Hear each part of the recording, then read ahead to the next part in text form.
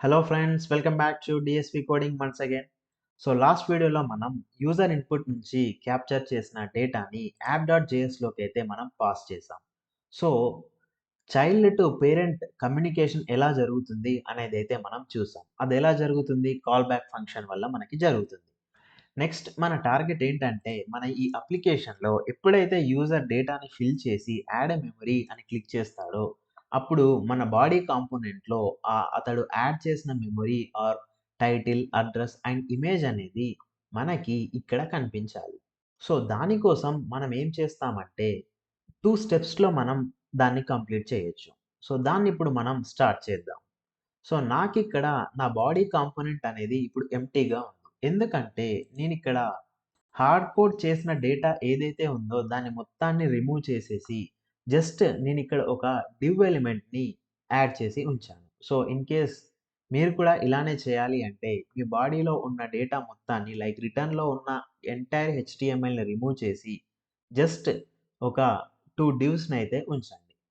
So మన first step ఏంటంటే ఇక్కడ యూజర్ ఇన్పుట్ నుంచి మనం క్యాప్చర్ చేసిన డేటా ఏదైతే ఉందో దాన్ని యాప్.jsలో ఇంకో వేరియబుల్ తీసుకొని దాంతోటి అప్డేట్ చేద్దాం. అంటే ఏంటంటే లెట్స్ సే నేను ఇంకొక యూజ్ స్టేట్‌ని క్రియేట్ చేస్తాను.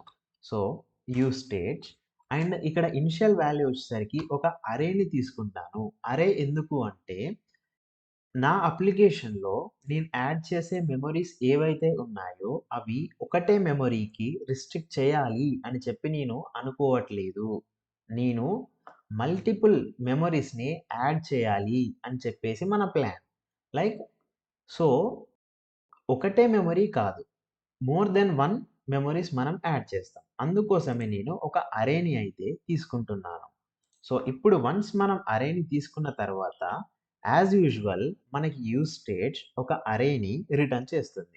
సో, అందులో ఏముంటాయి? మనకి ఇనిషియల్ వాల్యూ ఉంటుంది అండ్ ఆ వాల్యూని అప్డేట్ చేయడానికి కావలసిన ఒక కాల్ బ్యాక్ ఫంక్షన్ కూడా ఉంటుంది.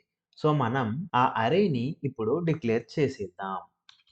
కాన్స్ట్ అరే సో నేనిక్కడ place data and set place data అని చెప్పేసి తీసుకున్నాను. సో నా యూజ్ స్టేట్ డిక్లరేషన్ అయితే అయిపోయింది. సో ఇప్పుడు నేనేం చేస్తానంటే వన్స్ యూజర్ డేటాని యూజర్ ఇన్పుట్‌లో ఎంటర్ చేసి సబ్మిట్ క్లిక్ చేయగానే ఈ డేటా కలెక్ట్ మెథడ్‌లో మనకి ఇక్కడ యూజర్ డేటాలో అతడు ఎంటర్ చేసిన డేటా మనకి అవైలబుల్‌గా ఉంటుంది. ఈ డేటాని నేను ఈ ప్లేస్ డేటాకి అప్డేట్ చేస్తాను. ఎలా అంటే లెట్స్ సే నేనిక్కడ సెట్ ప్లేస్ డేటా అనే మెథడ్‌ని తీసుకొని ఇందులో యాజ్ యూజువల్ మనం ఓల్డ్ స్టేట్ మిస్ అవ్వకుండా ప్రీవియస్ డేటాని తీసుకొని మన యారో ఫంక్షన్‌ని యూజ్ చేసి రిటర్న్‌లో నేనేం చేస్తానంటే ఒక అరేని రిటర్న్ చేస్తాను. ఈ అరేలో dot dot dot previous data next previous డేటాని అలానే ఉంచి నా న్యూ డేటాని కూడా యాడ్ చేస్తున్నాను. సో ఇప్పుడేమవుతుంది? నా ప్లేస్ డేటాలో ప్రీవియస్‌గా ఏ డేటా అయితే ఉందో ఆ డేటా అలానే ఉంటుంది. అండ్ ఈ యూజర్ పాస్ చేసిన న్యూ డేటా అపెండ్ అవుతుంది. లెట్స్ సే యూజర్ గనుక 10 ప్లేసెస్‌ని యాడ్ చేశాడు. సో ఎప్పుడైతే అతడు 11థ్ ప్లేస్ యాడ్ చేస్తాడో అప్పుడు ఆ 10 ప్లేసెస్ అనేవి ఈ ప్రీవియస్ డేటాలో ఉంటాయి. ఈ 11థ్ ప్లేస్ అనేది మనకి యూజర్ డేటాలో వస్తుంది. సో ఇలా స్టేట్ మిస్ అవ్వకుండా ఓల్డ్ వాల్యూస్ అనేవి మిస్ అవ్వకుండా మనం డేటాని అప్డేట్ చేశాం. సో ఇప్పుడు ఈ ప్లేస్ డేటా ఏదైతే ఉందో దీన్ని నేను నా బాడీ కాంపోనెంట్‌కి పాస్ చేస్తాను. ఎందుకు? ఎట్ ద ఎండ్ ఈ బాడీ కాంపోనెంట్స్ మనకి డైనమిక్‌గా ఎవ్రీ ప్లేస్‌ని డిస్‌ప్లే చేయడానికి యూజ్ అవుతుంది. సో, ఈ బాడీ కాంపోనెంట్‌కి నేను డేటా పాస్ చేయడం ఏ concept? Parent to child. Parent నుంచి చైల్డ్‌కి డేటాని పాస్ చేయడానికి మనం ఏం చేస్తాం? ప్రాప్స్ లాగా యూజ్ చేస్తాం. సో, నేనిక్కడ ఏం చేస్తా? డేటా అనే ఒక కీ తీసుకొని దీనికి డైనమిక్‌గా దేన్ని పాస్ చేస్తాను? ప్లేస్ డేటాని పాస్ చేస్తాను.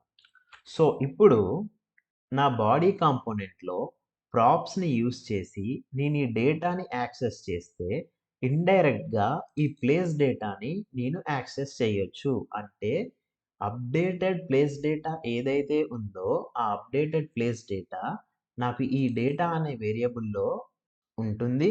అండ్ ఈ వేరియబుల్‌ని నేనిక్కడ బాడీలో యాక్సెస్ చేసినప్పుడు నాకు అవైలబుల్‌గా ఉంటుంది. సో, బాడీలో ఎలా యాక్సెస్ చేస్తాం? ఐ థింక్ మన బాడీ కాంపోనెంట్‌లో ప్రాప్స్ తీసుకొని, ఈ ప్రాప్స్‌లో లెట్స్ సే ఒక అరేని తీసుకుంటున్నాను డేటా అని చెప్పి. అరే అని కాదు, ఒక వేరియబుల్‌ని తీసుకుంటున్నాను. ఈ వేరియబుల్ వచ్చేసరికి ప్రాప్స్ డాట్ డేటా. సో, ఈ ప్రాప్స్ డాట్ డేటాలో నాకేముంటుంది? మనం పాస్ చేసిన ప్లేస్ డేటా ఉంటుంది. ఈ డేటాని నేను డేటా అనే వాల్యూకి అసైన్ చేశాను. సో, ఇప్పుడు కన్సోల్ లాగ్‌లో డేటాని ప్రింట్ చేస్తే ఏమొస్తుందో మనం ఒకసారి చూద్దాం. సో, నేను నా అప్లికేషన్ ఓపెన్ చేస్తాను. ఓపెన్ చేసి ఇక్కడ వాల్యూస్‌నైతే ప్రింట్ చేస్తాను. లైక్ వాల్యూస్‌నైతే ఎంటర్ చేస్తాను. టైటిల్‌కి టెస్ట్ అని ఇద్దాం. అడ్రస్‌కి సమ్ రాండమ్ అడ్రస్. ఒక ఇమేజ్‌ని సెలెక్ట్ చేసుకుంటున్నాను.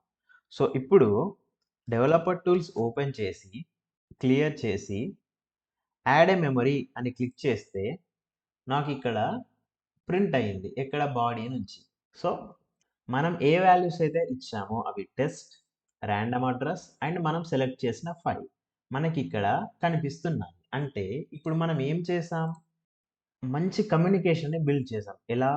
యూజర్ ఇన్‌పుట్‌లో యూజర్ డేటాని ఎంటర్ చేస్తాడు.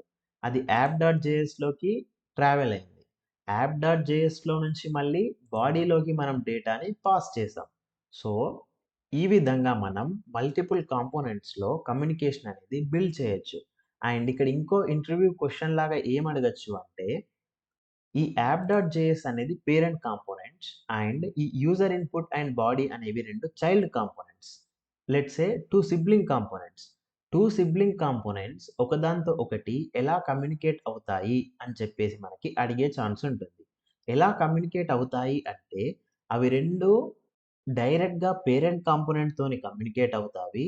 అండ్ ఆ పేరెంట్ కాంపోనెంట్ నుండి అండ్ ఆ పేరెంట్ కాంపోనెంట్ నుంచి అవి ఇండివిడ్యువల్‌గా కమ్యూనికేట్ అవుతాయి. అంటే ఎలా? డైరెక్ట్‌గా మనం యూజర్ ఇన్‌పుట్ నుంచి డేటాని తీసుకొని బాడీకి పాస్ చేయట్లేదు.